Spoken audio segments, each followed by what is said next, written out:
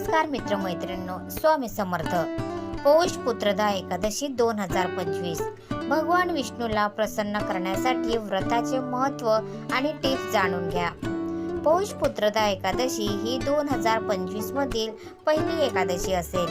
या दिवशी भगवान विष्णूची उपासना केल्याने देवी लक्ष्मी प्रसन्न होते आणि मुलांशी संबंधित समस्यांवर मात करण्यास मदत होते. एकादशीचे व्रत सर्वांमध्ये सर्वात फलदायी मानले जाते.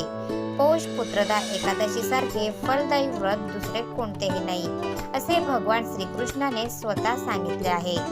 या व्रताचे पालन केल्याने समृद्धी, बुद्धी आणि संपत्ती मिळते. पौष पुत्रदा एकादशीची कथा जे वाचतात किंवा ऐकतात आणि भक्तिभावाने व्रत करतात त्यांना पुण्यकृपेने भक्तांना मोक्ष प्राप्त होतो.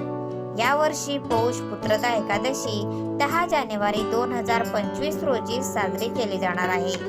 पौष पुत्रदा एकादशीची आख्यायिका ऐकल्याशिवाय व्रत अपूर्ण राहते, म्हणून भक्तांना त्यांच्या प्रार्थनेत याचा समावेश करण्यात प्रोत्साहित केले जाते.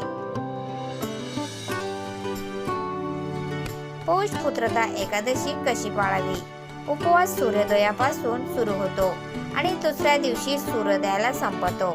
भक्त हे केवळ पाणी किंवा अन्न विरहित उपवास म्हणून पाळू शकतात. रात्रभर जागरण राहणे आणि प्रार्थना करणे हे अत्यंत शुभ मानले जाते, कारण ते भगवान विष्णूला प्रसन्न करते. तर मित्रांनो, तुम्हाला आजचा व्हिडिओ कसा वाटला प्लीज कॉमेंटमध्ये नक्की सांगा. आणि व्हिडिओ जर आवडला असेल तर व्हिडिओला लाईक करा, शेअर करा आणि चॅनलला सबस्क्राईब नक्की करा. धन्यवाद. Thanks for watching.